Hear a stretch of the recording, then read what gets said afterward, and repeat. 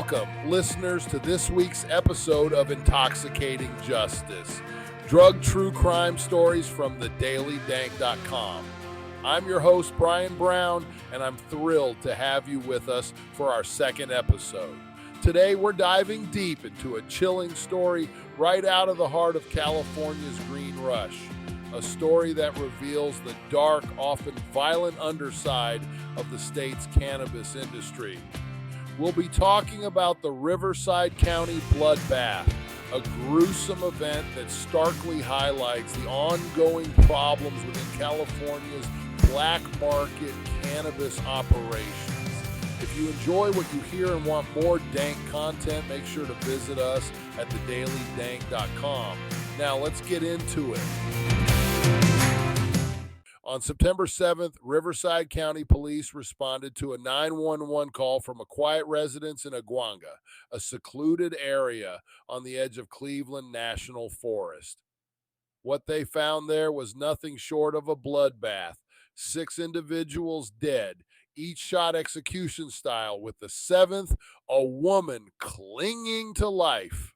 She was rushed to the hospital, but tragically her injuries proved fatal, adding one more to the day's death toll. This wasn't an isolated crime of passion or revenge. It was a massacre. The property turned out to be a sprawling, illegal marijuana grow, complete with hundreds of cannabis plants, a makeshift greenhouse, and even a laboratory for butane extraction.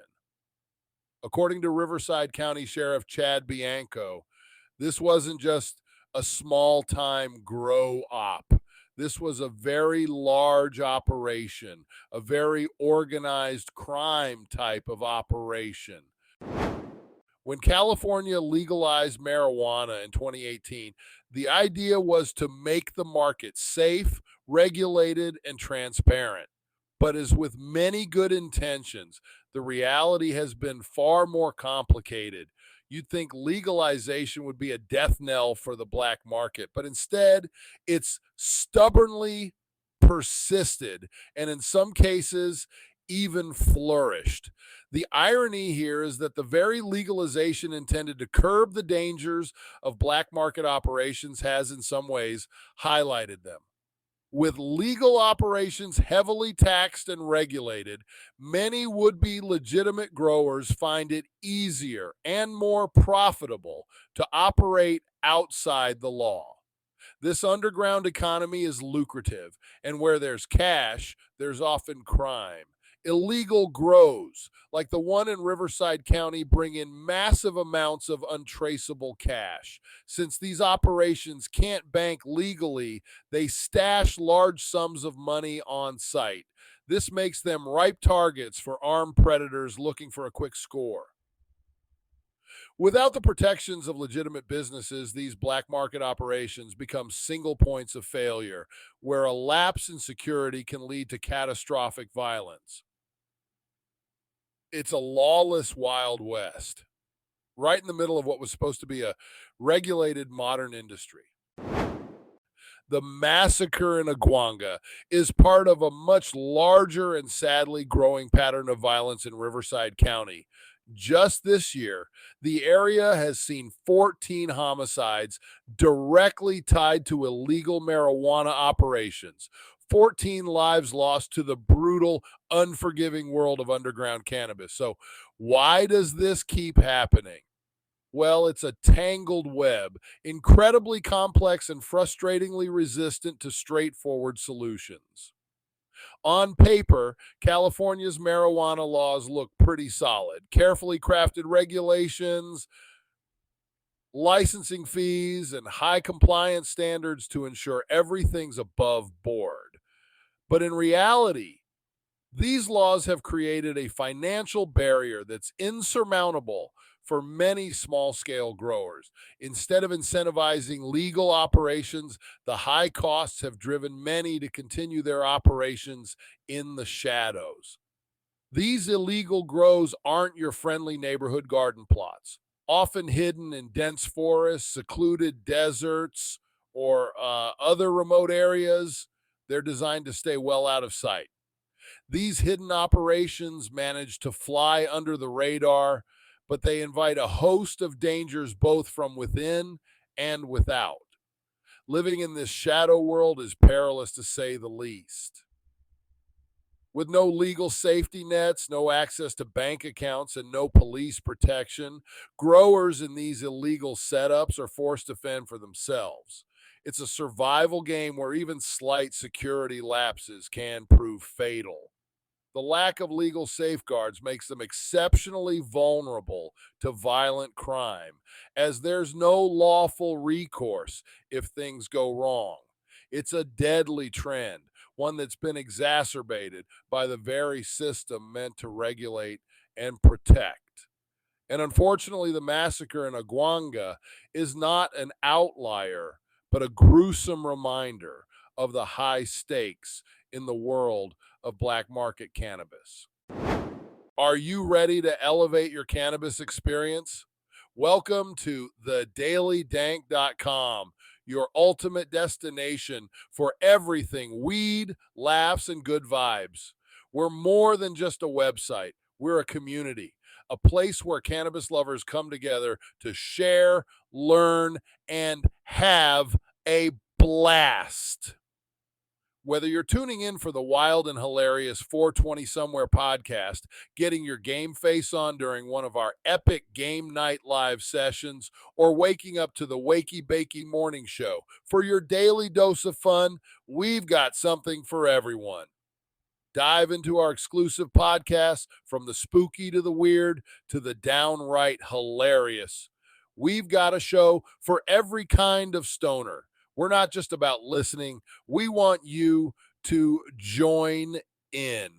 Our online meetups and community events give you a chance to connect with fellow dankheads and dive deep into everything cannabis culture. And hey, if you're looking for your people, you finally found them. The Daily Dank is your home for all things stoner culture, crazy theories, and a whole lot of fun. Join the family today at thedailydank.com. This is more than just a website, it's a lifestyle. So, what does this all mean for California's grand experiment with legal weed? Well, here we are, peeling back the layers to reveal how black market operations aren't just minor irritations for law enforcement. They're full-blown engines of chaos that threaten to tear apart the very fabric of legalization efforts. The vision for a safe, regulated cannabis industry was built on good intentions. Eliminating the dangerous underground trade, ensuring product quality, and generating much needed tax revenue for the state. But the reality, it's a bit of a mess. Instead of cultivating a well-regulated industry, legalization has inadvertently created a bifurcated market, one above ground, heavily taxed and regulated, and another that's gone even deeper underground, more elusive and dangerous than ever before. The harsh truth is, legalizing marijuana didn't eradicate the black market. It just changed its shape. Licensed growers and sellers struggle to keep up with high compliance costs, taxes, and fees. Meanwhile, those who can't afford to play by the rules simply keep operating in the shadows, driven by the allure of unregulated profits and unburdened by the financial demands of doing things above board. And it's not just about money, it's about safety and law enforcement. Illegal grow ops often skimp on safety measures, making them dangerous places to work and live. Pesticides, harsh chemicals, unsafe electrical setups for grow lights, the list goes on. When something goes wrong, there's no calling 911 without opening a Pandora's box of legal troubles. California's Great Green Rush has become a two-sided coin. On one side, you've got the legal growers jumping through regulatory hoops and paying through the nose for the privilege. On the other, the black market operators who run on risk and the promise of high, untaxed profits. Each side has its own perils, but it's clear that the black market side is a breeding ground for violence and criminal activity. It's not just the growers who are affected. The very existence of a thriving black market undermines public trust in the legalization process. When people hear about massacres like the one in Aguanga, it casts a shadow over the entire industry. Even well meaning consumers may begin to question the efficacy of legal weed if they see this level of violence and criminality continuing unchecked.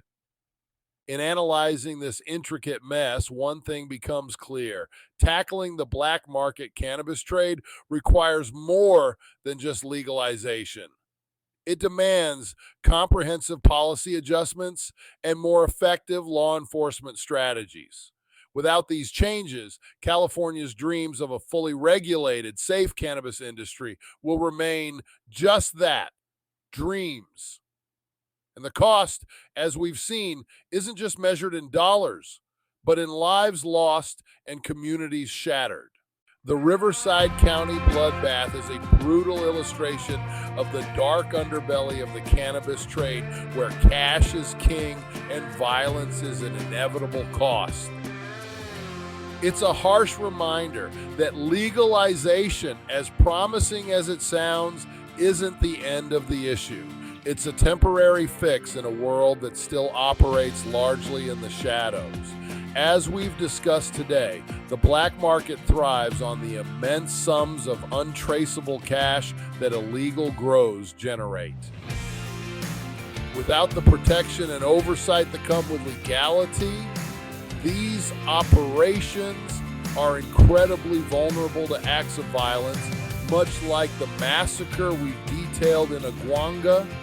And while legitimate operations face their own hurdles, including high compliance costs and stringent regulations, they offer a regulated structure that's sorely lacking in the underworld cannabis trade.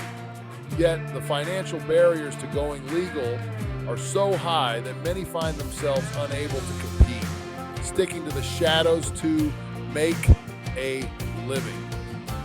Next week, we'll be turning the spotlight on another gripping story: a suburban housewife who turned her family home into a meth lab.